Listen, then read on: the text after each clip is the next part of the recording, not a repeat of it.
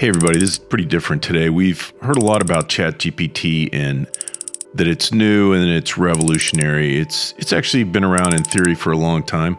Let's see what it does and how we can make it work for us.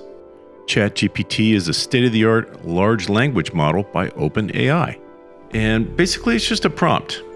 You put your question or query in at the prompt and it gives you text back. But man, it took a lot of data to do it.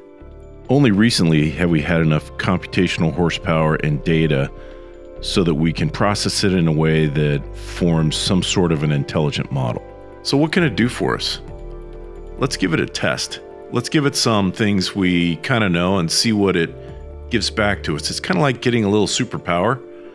At the prompt, we can ask questions to. Remember the source though. It's the internet. It's not perfect. It's for language. Takes input at the prompt. The output's text.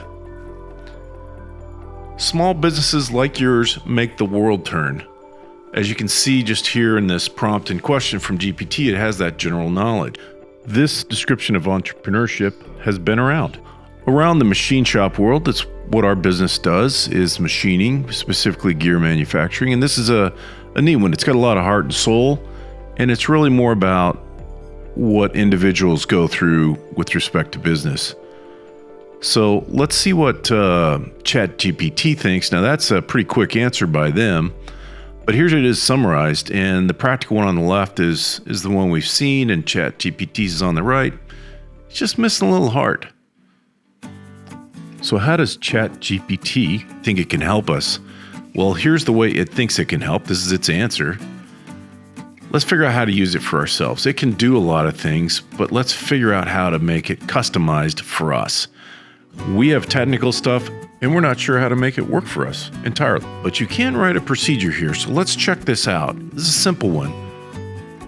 And it got the answer wrong the first time, but I cut and paste a data file, basically a table of a tap chart, and then I ask it the question, but I added the table to the question, and I call this the prompt method. And sure enough, it gets the right answer. It understands it. Not only for what I asked for, but I went to another whole size, tap size.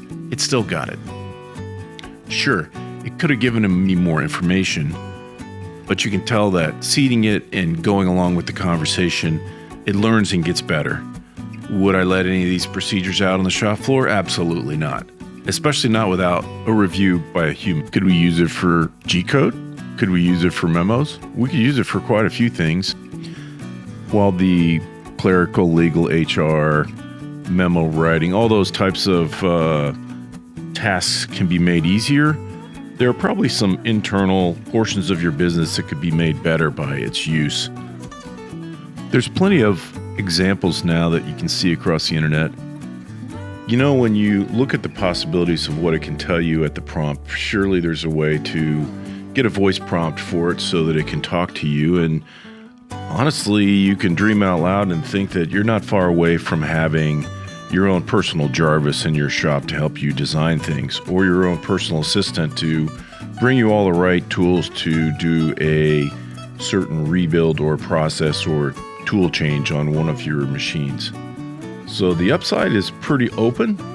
How to do it? We'll have to see what happens. But the race is on to figure out what the best way is to use the model and capitalize from it. I've written a little article on our Patreon site, and it includes some of these prompt tables if you'd like to check it out and download them. Links below in the description. Thanks for watching.